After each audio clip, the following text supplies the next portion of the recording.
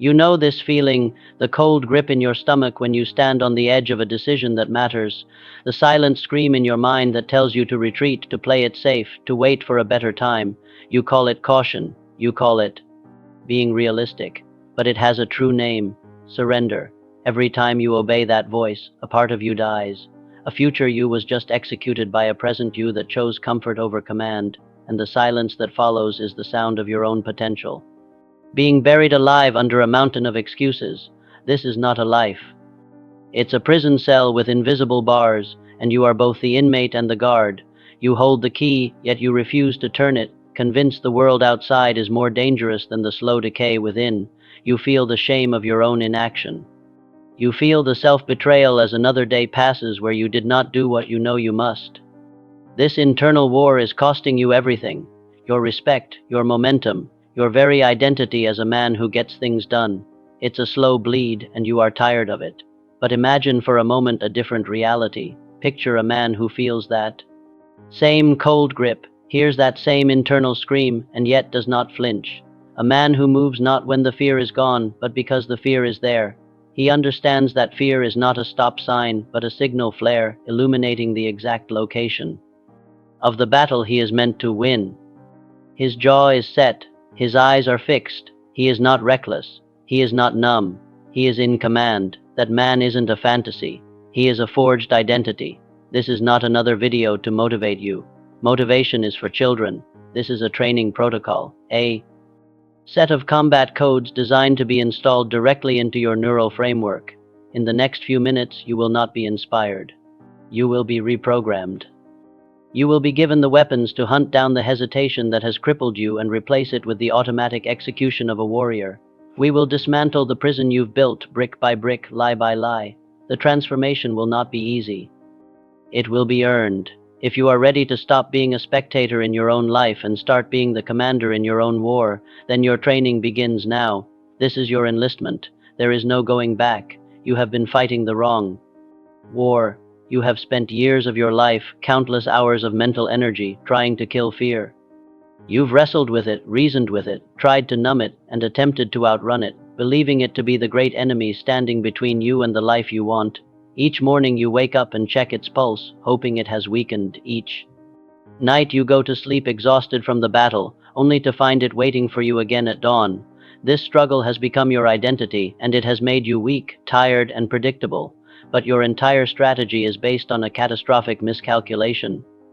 You have misidentified the enemy. Fear is not the problem. Your fight against fear is a shadow war, a diversion designed to keep you occupied while the real enemy ransacks your future. The true enemy, the silent saboteur that has been poisoning your life, is not the feeling of fear. It is the inaction that follows. It's the pause, the hesitation, the moment of negotiation where you trade your ambition for the illusion of safety. That is the point of surrender. This is not a failure of your character. It is a failure of your programming. Your mind is running an ancient survival code that was designed to protect you from physical threats in the wild, a code that screams freeze or flee in the face of the unknown. In the modern world, this code is obsolete. It mistakes the risk of launching a business for the risk of being attacked by a predator. It equates the fear of public speaking with a threat to your very existence. This outdated software is the root of your paralysis. The man who changes the world, the man who builds empires, the man who forges a legacy, is not a man who feels no fear. That man is a psychopath or a liar. No, the great man feels the same fear as you. The difference is, he has trained himself to interpret the signal differently. He understands that fear is merely data. It's a raw, primal signal indicating that he is at the edge of his current capabilities. It is information, not a command. You have been treating a data point as a directive from a god. This is the first code you must install. Fear is data. Inaction is the enemy. You stop fighting the feeling and you declare total war on the hesitation. You let the feeling wash over. You acknowledge the data it provides. This is important, this is new, this involves risk, and then you execute the plan anyway.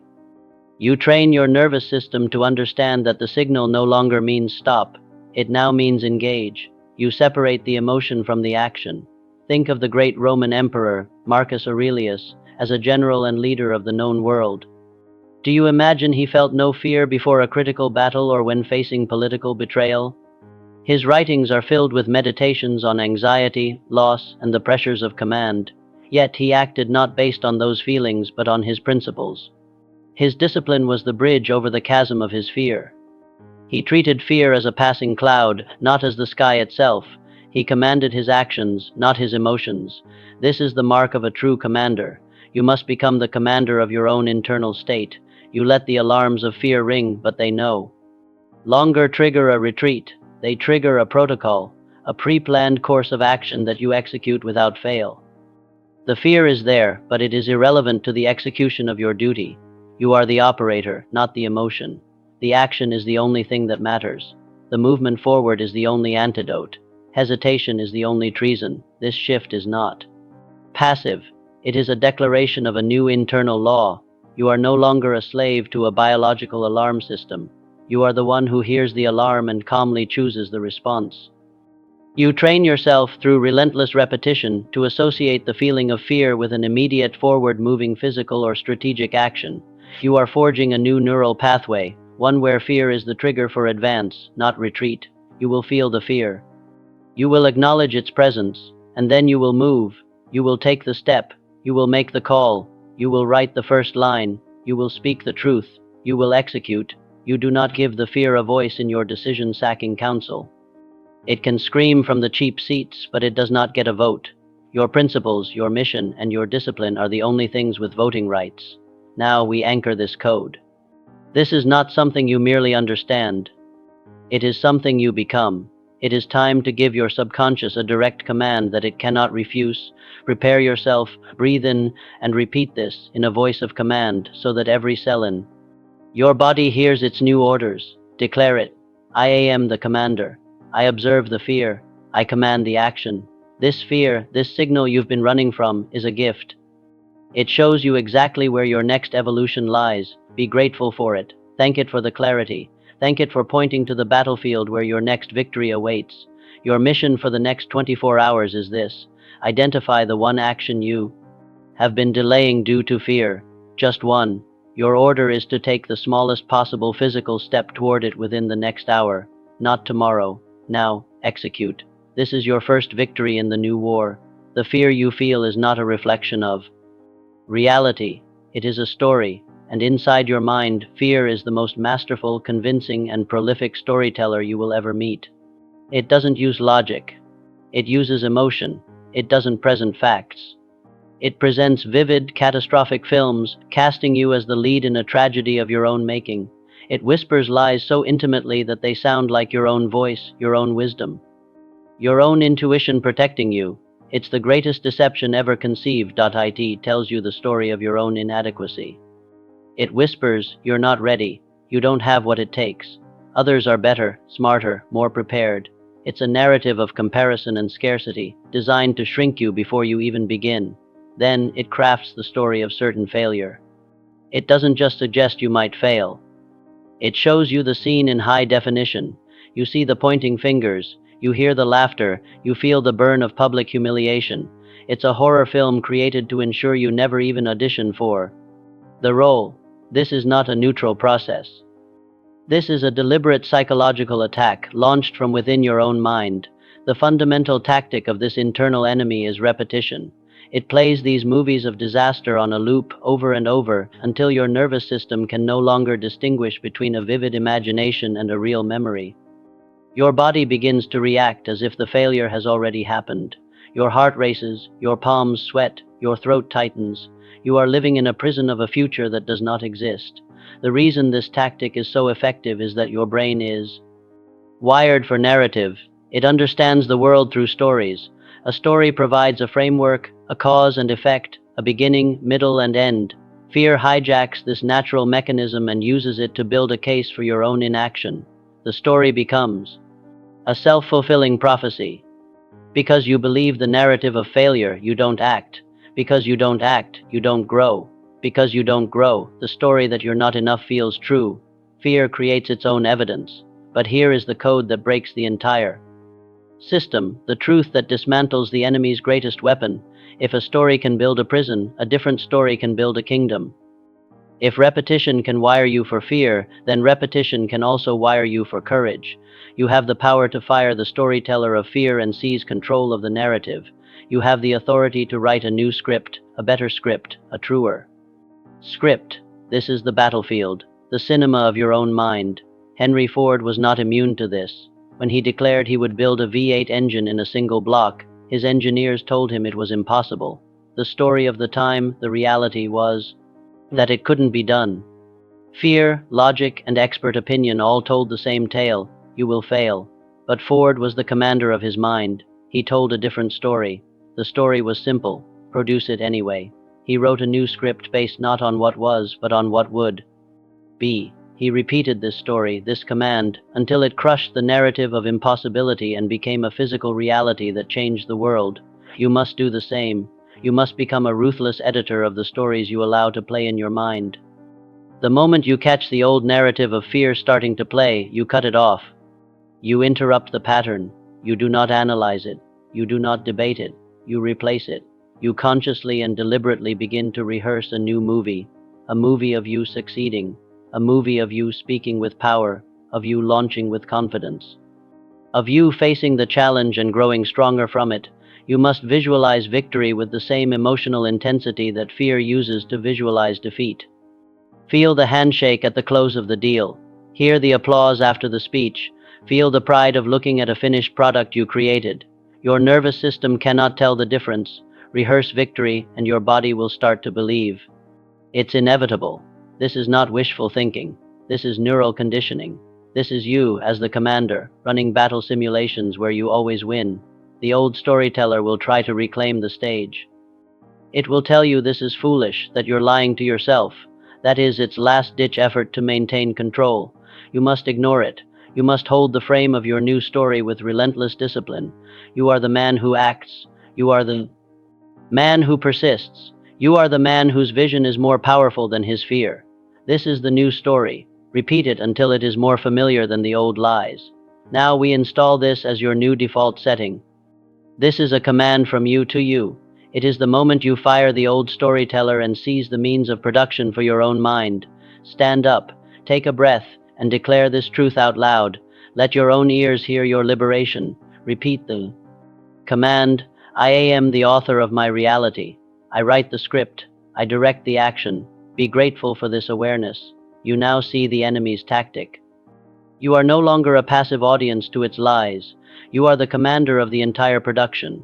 Your mission is this: for the rest of today, every time a thought of fear or doubt enters your mind, you will label it. You will say, that is the old story, and you will immediately and consciously replace it with one sentence describing your victory. This is your new mental discipline. Execute. The natural instinct when faced with fear is to retreat, to avoid the situation, the conversation, the arena. You believe that by creating distance, the fear will shrink. This is the most deeply flawed strategy in the history of internal warfare. Avoidance is not a strategy.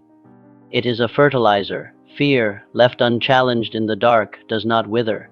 It grows, it metastasizes. The more you run from it, the more territory it conquers in your mind until you are living on a small island of comfort, surrounded by a vast ocean of everything you are terrified to do. You tell yourself you're being strategic, waiting for the right moment, waiting until you feel more confident, more prepared. This is a lie you tell yourself to make your cowardice feel like wisdom. Courage is not a feeling you wait for. It is a result you generate, and it is generated by one thing and one thing only: action. Specifically, action taken in the face of the thing you fear. The only way to diminish fear is to march directly toward it. This is the non-negotiable law of mental strength. Discomfort is the currency of growth. The fear will not shrink with time. It will shrink with exposure. You must intentionally and systematically expose yourself to the very things that trigger your fear. You do not run from the storm. You walk into it. You do not avoid the cold. You plunge into it. This is the only way to recalibrate your nervous system and teach it that what you fear is not a true threat. Think of the metaphor of the cold plunge. Standing at the edge of a pool of ice-cold water, you can overthink it for an hour. You can dip a toe in, feel the shock, and retreat. Every moment of hesitation makes the water seem colder, the task more daunting. The fear grows with every second of avoidance. But the man who simply jumps in experiences a moment of intense shock, and then, within seconds, his body adapts. He has overcome the fear not by thinking, but by acting. He has proven to his mind that the imagined threat was far worse than the actual reality. This is the principle you will now apply to every area of your life. You must become a practitioner of intentional exposure. You will systematically lean into the things that make you uncomfortable. You will treat your fear as a training partner, not an enemy. Every time you face it and act anyway, you are building a tolerance for discomfort. You are expanding your capacity to handle pressure. You are teaching your mind on a cellular level, we can handle this. Consider the Wright brothers. Their dream of flight was universally considered a suicidal fantasy. Every attempt was a dance. With death, they faced the fear of catastrophic failure, public ridicule, and gruesome injury every single day. They did not overcome this fear by thinking about it in a workshop. They overcame it by exposing themselves to it again and again. Each failed attempt, each near disaster, was a dose of exposure that made them stronger, smarter, and ultimately successful. They didn't wait for the fear to leave. They forced it to fly with them until it grew tired. You must build your own training regimen of exposure. If you fear public speaking, you will not wait for an invitation. You will seek out opportunities to speak, even to a small group. You will record yourself speaking. You will join a club. You will expose yourself to the discomfort in small, manageable doses, and you will not retreat. You will hold the line.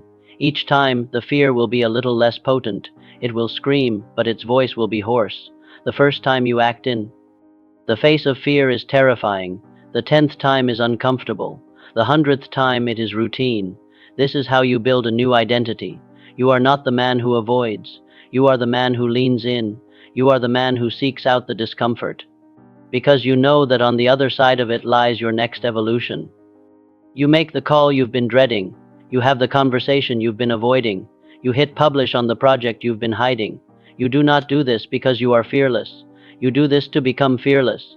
You are forging a new you. In the fires of the very things you used to run from, you are proving through repeated physical evidence that your fear is a bad strategist. It overestimates the threat and underestimates your strength.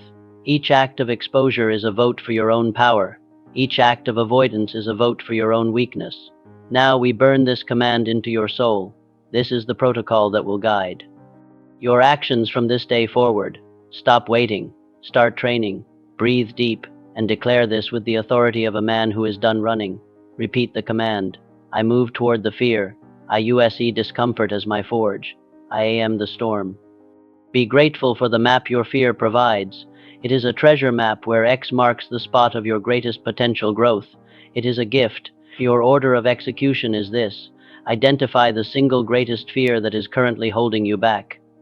Now, identify one small concrete action of exposure you can take within the next 48 hours. Not a plan to act, the action itself. Schedule it, commit to it, execute it without negotiation.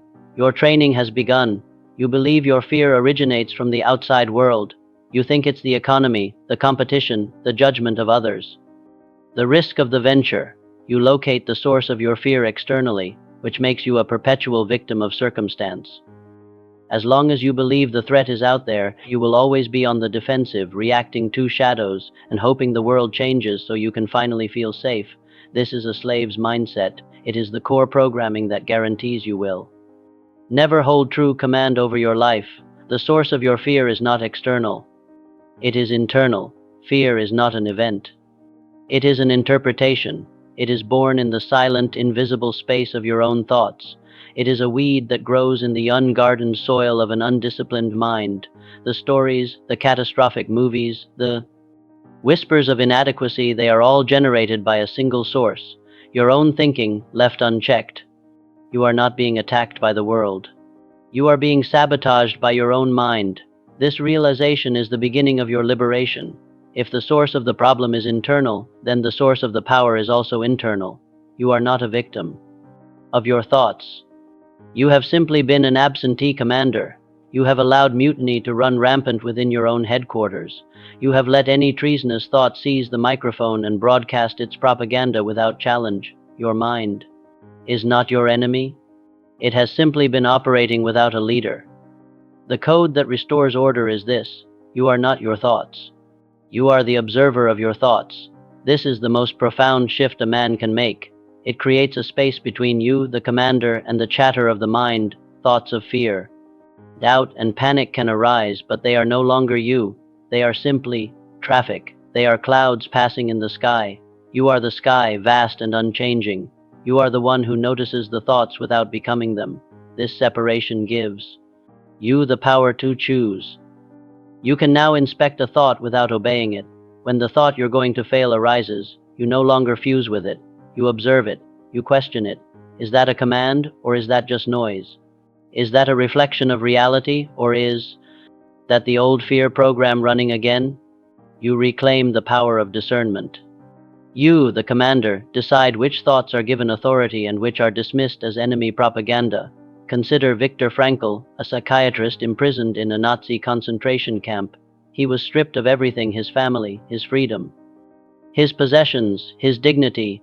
The external world gave him every reason to be consumed by fear and despair. Lesser men crumbled. But Frankl discovered the last of the human freedoms, the power to choose one's attitude in any given set of circumstances. He could not control the guards or the gas chambers, but he could control his response. He was the observer of his horrific reality, not a prisoner of it. By commanding his inner world, he survived the unsurvivable. You must cultivate this same internal dominion. You will practice the art of observation. When you feel the surge of fear, you will not be swept away by it. You will take a step back in your mind and say, I notice a feeling of fear is present. I notice the thought of failure is trying to get my attention. This simple act of noticing creates the gap. In that gap lies your power. In that gap, you can choose a different response. You can choose to act based on your mission, not your mood. This is a discipline, a training. It is the mental equivalent of a soldier learning to hold his position while bullets fly past his head. He feels the fear, but he is trained to focus on his task. Your task is your purpose, your mission. Your thoughts are the bullets. You will train yourself to hold your focus on the mission while the bullets of fear and doubt fly by. They are only dangerous if they hit you, and they only hit you if you give them your attention. You are the gatekeeper of your mind. You decide what gets in, what gets to stay, and what is immediately ejected when a thought of fear appears at the gate. You do not have to let it in. You are the commander at the gate. You have the ultimate authority to deny entry. This thought does not serve the mission. Entry denied.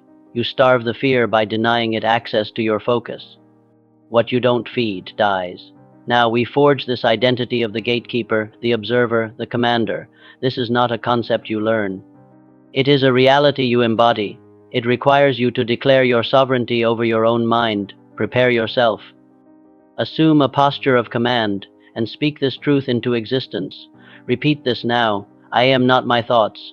I am the power that commands them. My focus is my weapon. Be grateful for your mind.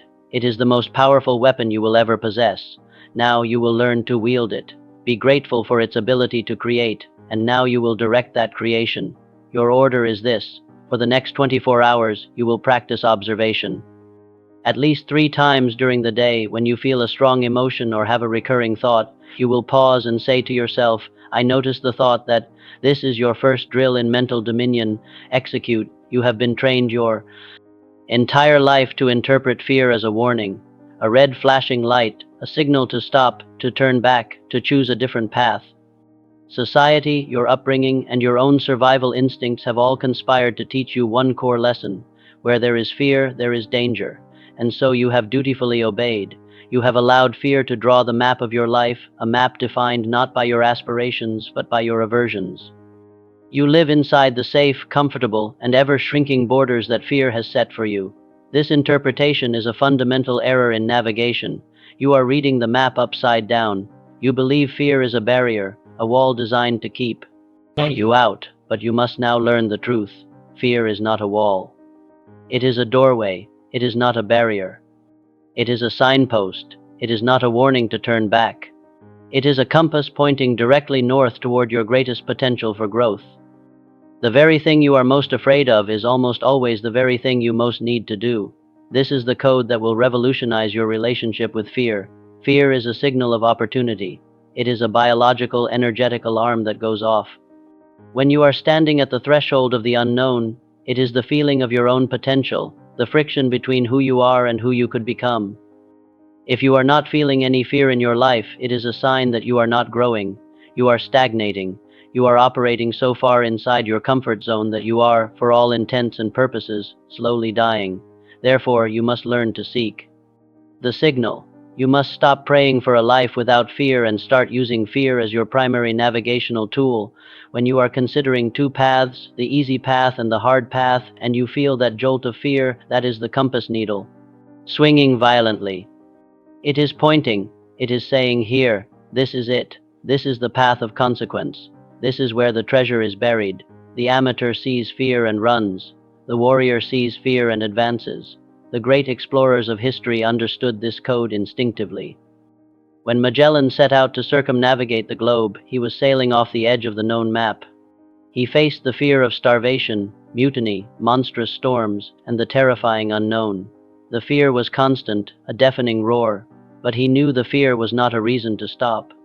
It was the proof that he was doing something that mattered. The fear was the compass pointing toward a legacy that would echo for eternity. He followed the fear and he redrew the map of the world. You must become an explorer in your own life. You will start to lean in the direction of your fear. You will treat it as a homing beacon for your own evolution. The business idea that terrifies you, that is the compass. The difficult conversation you are avoiding, that is the compass. The physical challenge that seems impossible, that is the compass.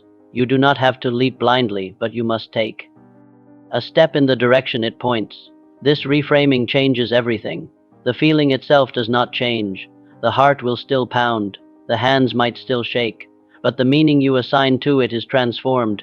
It is no longer, oh no, this is a threat. It is now, ah, here we are. This is the place. This is where I level up. You turn the experience from one of terror to one of exhilarating anticipation.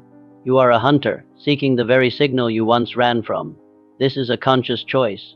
You are overriding a primal instinct with a higher, more evolved directive. You are telling your body and your mind that the old rules no longer apply. The commander has issued a new standing order. At the signal of fear, we advance. You practice this in small ways, then in larger ways, until it becomes your automatic response. You are no longer a man who is pushed by his comfort. You are a man who is pulled by his challenges. You will become a connoisseur of productive fear. You will learn to distinguish the signal of growth from the signal of genuine, life-threatening danger. Do not be a fool, but do not be a coward. The fear you are facing in your life, the fear of rejection, of failure, of judgment, is not the fear of a predator. It is the fear of a bigger life. It is the growing pains of your own soul. You must learn to love that feeling. It is time to make this your new navigational system, to overwrite the map of avoidance with the compass of courage. This code belongs to you now. Feel its power. Let it recalibrate your entire being. Take a breath, Commander, and declare your new direction. Repeat this now. Fear is my compass. I follow it to my strength. I hunt my growth. Now you will express gratitude for this guidance. Be thankful that your own biology provides you with a perfect internal GPS for your own evolution. It never lies. It always points toward the next challenge. Your mission is this. Look at your list of goals. Identify the one that scares you the most. Your order is to do one thing, just one, to move toward it today. Send the email, make the inquiry. Write the first paragraph. Follow the compass. Execute. You have been relying on the wrong fuel source. You wait for motivation. You wait for a surge of inspiration, a wave of positive feeling, a moment when you feel like it. You are addicted to the spark, believing it is the fire. And that is why your life is a series of false starts. You have moments of intense action, followed by long, desolate periods of inaction and decay. You are living by the whims of your emotions, and your emotions are fickle, unreliable, and treacherous leaders. Motivation is the currency of amateurs. It is a fleeting chemical reaction, a cheap high that never lasts. It is the flash of lightning, illuminating the path for a split second before plunging you back into darkness. Relying on motivation is like building a fortress on a foundation of sand. The first storm of doubt, the first wave of boredom, the first gust of resistance, and the entire structure collapses. You cannot build a legacy on feelings. You build it on steel. That steel is discipline. Discipline is the weapon that functions in any weather. It is the engine that runs on commitment, not on emotion. It is the steady, quiet flame that burns long after the spark of motivation has died. Discipline is the code that separates the man from the boy, the professional from the amateur, the king from the court jester. It is the ultimate weapon in the war against your own weakness. Discipline is the act of choosing what you want most over what you want now. It is the ability to execute your mission regardless of how you feel: tired, execute bored, execute scared, execute uninspired, execute. Discipline is the great neutralizer of fear and doubt because it completely removes them from the decision-making process. The decision has already been made. Your feelings are irrelevant. The action is non-negotiable. The Spartans of ancient Greece, the most feared warriors of their time, were not built on motivation. They were forged by a relentless, all-encompassing system of discipline, the agoge. From the age of 7, they were trained to endure hardship, to obey commands without question, and to place the mission above their personal comfort or fear. They did not ask if they felt like training. They did not debate the merits of a command. Their discipline was their identity. It made them predictable to their commanders and terrifyingly unpredictable to their enemies. It made them a force of nature. You must build your own personal agoge. You must architect a system of discipline in your life that makes your key actions automatic. Your alarm rings. You do not negotiate with the snooze button. That is your first battle of the day, your first opportunity to choose discipline over comfort. You win it. You get out of bed. Your workout is scheduled. You do not consult your feelings. You execute the workout. Your most important task of the day is identified. You do not allow distractions until it is complete. This is how you build self-trust. Every time you keep a promise to yourself, every time you choose the disciplined action over the easy one, you are casting a vote for a new identity. You are proving to yourself on a subconscious level that you are a man who does what he says he will do. This is the foundation of all genuine confidence. Confidence is not a feeling. It is a reputation you build with yourself. Discipline is the ultimate act of self-respect. It is the declaration that your future self is more important than your present self's temporary discomfort. It is the understanding that the freedom you crave is not found in doing whatever you want, but in building the strength to do what you must. The chaotic, go-with-the-flow life is a cage of impulse. The structured, disciplined life is the launchpad to true freedom and power. You are not forging chains. You are forging a sword. You are not building a prison. You are building a fortress. The walls of your discipline are what protect your mission from the chaos of your own emotions and the distractions of the world. Within these walls, you are free to build, to create, to conquer. Without them, you are a leaf in the wind. The time for waiting for the mood to strike is over. The era of emotional leadership has ended. You are now under a new command structure, one based on principle, not on passion. Let this be the law that governs your every action. Let this be the code that silences the debate. Breathe it in. This is your new power. Declare it now. I am a disciple of discipline. My actions are governed by commitment, not comfort. I execute. Be grateful for the opportunity to build yourself. The materials are simple. Your word, your actions, your time. Be grateful for the resistance that tests your discipline, for it is the only thing that can make it stronger. Your mission is this. Choose one and only one small daily action that you will commit to for the next 7 days.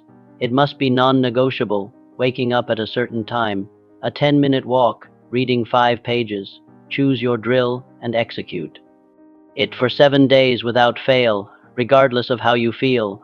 This is your first step in forging your armor. You negotiate with your fear as if it's a reasonable transaction. You tell yourself, if I avoid this risk, I gain safety. If I stay silent, I avoid judgment. If I play small, I prevent failure. You see it as a simple trade-off, a logical choice for a comfortable life. You are catastrophically wrong. You are not seeing the full price tag. You are only looking at the down payment, not the crushing, soul-destroying interest that accumulates over a lifetime. The true cost of fear is not what you avoid. It is what you forfeit. Every time you choose comfort over courage, you are not just sidestepping a moment of discomfort. You are assassinating a potential future. You are murdering a version of yourself who could have existed, a stronger, bolder, More impactful version. The transaction is not risk vs safety. The transaction is greatness vs the ghost. And right now you are filling your life with ghosts. This is the code you must burn into your mind. Fear is a currency, and you are spending it on regret. Every decision you make is an investment. You are either investing in your future legacy or you are investing in your future regret. There is no middle ground. There is no neutral portfolio. The man who plays it safe, the man who never risks, the man who dies with his potential locked safely inside him, his is the greatest regret of all. He didn't lose the game. He refused to even play. Picture the final scene. You are on your deathbed. The accounting is at hand, and standing around you are the ghosts of the man you could have been, the ghost of the leader you were too afraid to become, the ghost of the innovator whose ideas you kept to yourself, the ghost of the husband or father who never spoke his deepest truths. They are not angry, they are sorrowful. And they look you in the eye and ask one question: why? Why did you choose them over us? Why was the opinion of strangers you don't even remember more important than our existence? This is not a metaphor. This is the final, brutal accounting of a life lived in the shadow of fear. The comfort you are clinging to today is the seed of that unbearable pain tomorrow. The temporary sting of rejection or failure is nothing compared to the eternal cancer of regret. You are trading a broken bone for a terminal illness. You must see the true cost. You must feel the weight of that future regret right now, so it fuels you to make a different choice today. Abraham Lincoln faced this choice on a national scale. The safe choice during the Civil War would have been to seek a compromise, to let the nation divide, to avoid the cataclysmic bloodshed. The fear of tearing the country apart was immense, but Lincoln was playing for a different prize: legacy.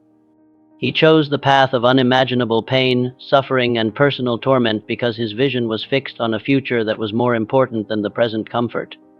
He chose legacy over ease, and that choice forged a nation and a name that will never be forgotten. You are the Lincoln of your own small republic, your own life.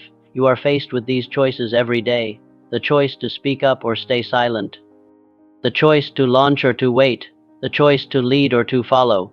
Each choice is a vote for the ghosts of regret or a vote for the man of legacy. You must start making decisions not based on the next 24 hours, but on the final 24 hours. What will that man, in his final moments, be proud of? He will not be proud of the money you made, but the impact you had. He will not be proud of the comfort you accumulated, but the courage you demonstrated. He will not be proud of the arguments you won, but the truths you lived. Legacy is not a monument of stone. It is a story told in the hearts of those you touched, a standard you set, a trail you blazed for others to follow, and it is built one courageous, fear-facing decision at a time.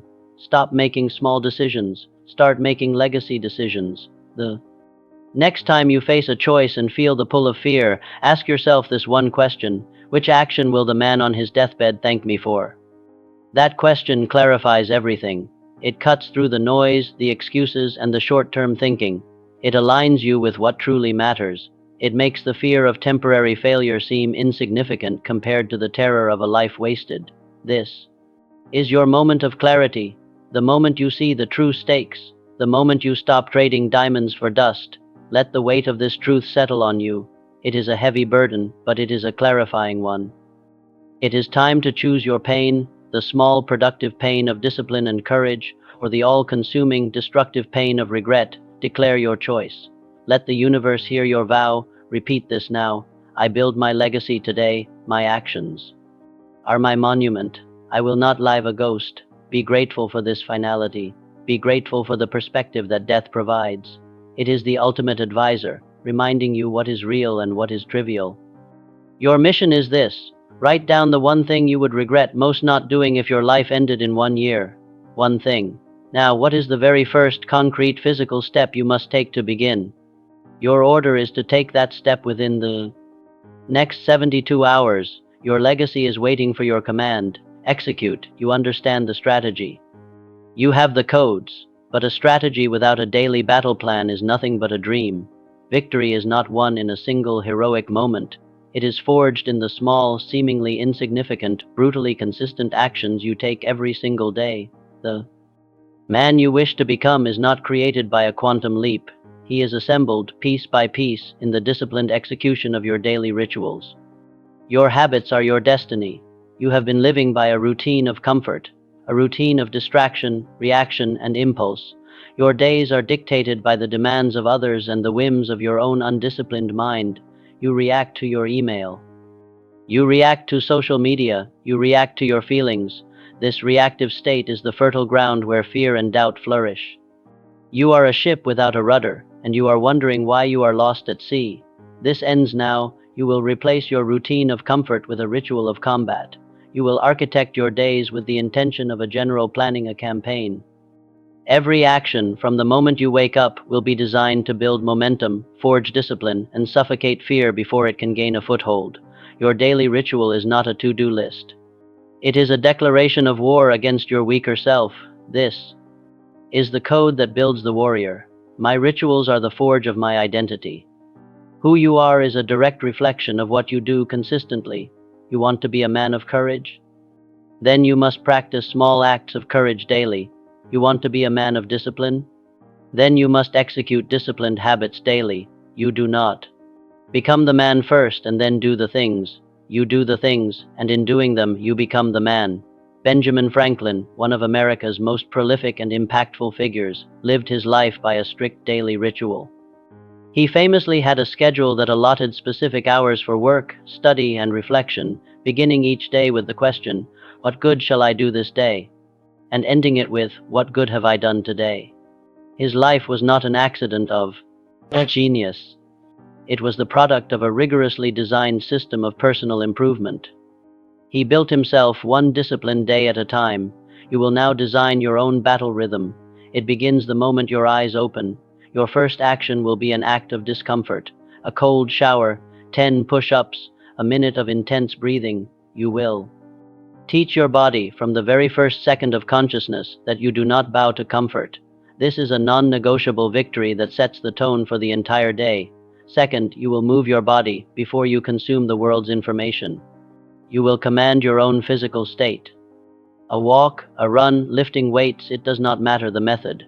Motion creates emotion. A body in motion builds a mind of momentum.